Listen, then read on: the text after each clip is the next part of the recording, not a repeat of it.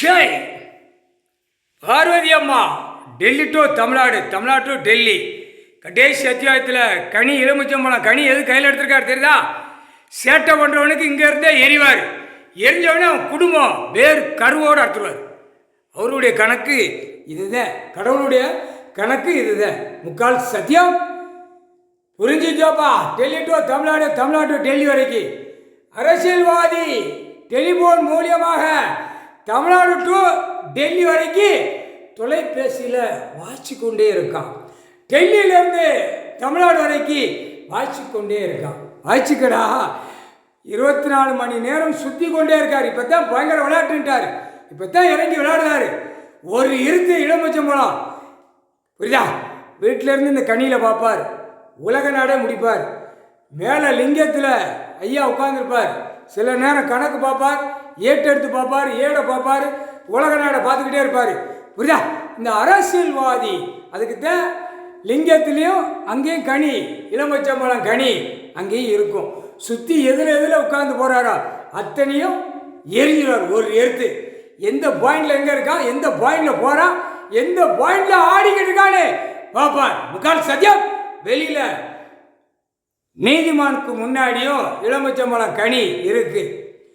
லிங்கத்தில் அவர் பக்கத்தில் இருக்கு.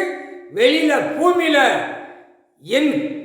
என் ரூபத்தில் பார்வதி அம்மா, திரிசூலத்தில் காளி ரூபத்தில் எலுமிச்சம்பழம் கனி இருக்கு. இதில் எல்லாமே அவர் தான் எடுத்து எறிவார். நான் பார்த்துக்கிட்டு தான் இருக்கணும். என்னப்பா நீ பார்த்துக்கிட்டே இரு அப்படின்ட்டார். பார்வதி நீ பார்த்துக்கிட்டே இரு அப்படின்ட்டார்.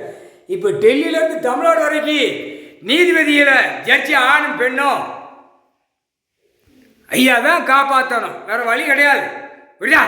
அதுக்குத்தான் சொல்லுதார், கணக்கு விடுதார். வா சுடக்கு போட்டு இராணுவம் முப்போட வானரப்பட தள்ளிட்டே வா அப்படிங்காரு. அது நீ வரமாட்டார். அது இந்த பேர் சுற்றி வளைச்சிக்கிட்டே நிற்பான்.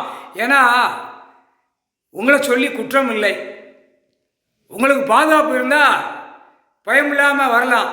எதுவுமே இல்லாமல் ஒரு அந்தளத்தை தந்தளத்தில் மாதிரி விட்டுட்டான்.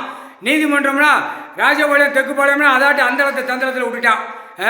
அடுத்தாப்புல சிலிவுத்தூர்லேயும் அந்தளத்தை தந்தளத்தை மாதிரி விட்டுட்டான்.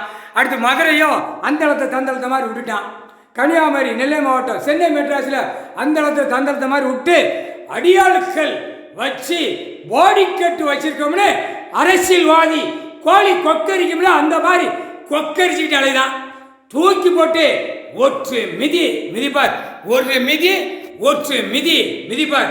கால் சத்தியம் அதுக்குத்தான் கணக்கு ஒப்படைக்கிறதுக்காக உங்களை காப்பாற்றி தான் ஆகணும். ஜட்ஜி கோட்டார் ஆணும் பெண்ணும். டெல்லி டு தமிழ்நாடு, தமிழ்நாடு டு டெல்லி கணக்கு முடிக்கணும்ல, கணக்கு எடுக்கணும்ல. அதுக்கு தான் முற்றுப்புள்ளி வச்சுக்கிட்டே இருக்கார் கடவுள். அவர் வச்சுக்கிட்டே இருப்பார், கணக்கிட்டே இருப்பார். இப்போ நீதிமன்றம் கோர்ட்ஸ் கைலாசம் தான் கோர்ட்ஸ் ஐயா தான் நடத்திக்கிட்டு இருக்கார். புரியா? நீதிமான் கணக்கு நடத்திக்கிட்டே இருக்கார். நீதி அரசர் உச்சியில் லிங்கத்தில் உட்காந்து உலக நாடு நடத்திக்கிட்டே இருக்கார்.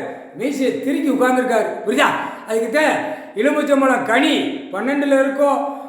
12 அமர்நாத் ஜோதிலிங்கம், ராமேஸ்வரம் ஜோதிலிங்கம் எல்லா கணக்கும் உங்கள் கைலாசத்தில் உட்கார்ந்துருக்காரு. டக்கு டக்குன்னு 12 போவார், டக்கு டக்குன்னு 13 மேலே உட்காருவார்.